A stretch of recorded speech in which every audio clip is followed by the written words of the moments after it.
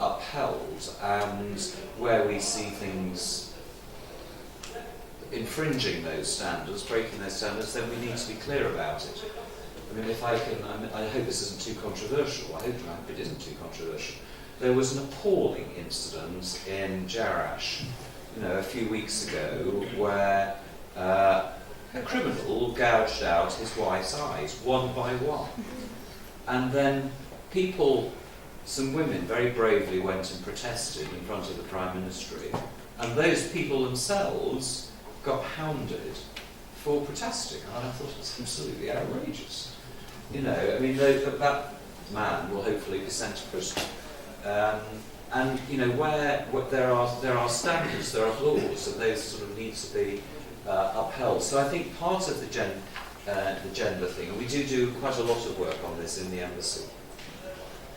Partly because, again, within Jordan, where there are so many economic challenges here, you just cannot afford to waste 50% of your talent, your human resources, from being productively employed.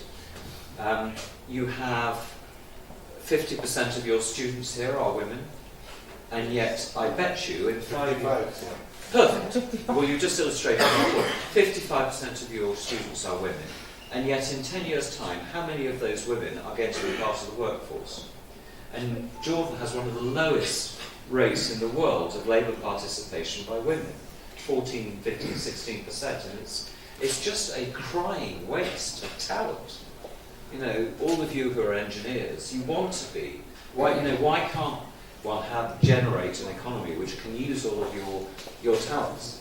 And so, in your own interest, it's very important that society changes to allow you to realise your aspirations. And we want to try and do that in a way which helps, which is supportive, which tries not to lecture, except where there are these awful cases where the laws are broken, and then we think that there are certain standards which just need to be upheld. So it's getting the balance right about how do you kind of uphold those global standards, but also try to encourage change in a supportive way. Thank you. Thank you very much. We would like to thank His Excellency for his visit and excellent discussion with you, and I am proud of you that to have a student like you at Al-Balqa University. And I agree with His Excellency that the world has changed, also that our culture has changed. When I came as a member of faculty here in 2001, 15% only of our students was female, but today we have 55%. Can I just add one thing? I think it's a really great statistic. On Thursday we had 60 young women entrepreneurs who came to the embassy. I tweeted it. And all of these are, just to go back to what I was saying earlier, they weren't what I will call the good and the great.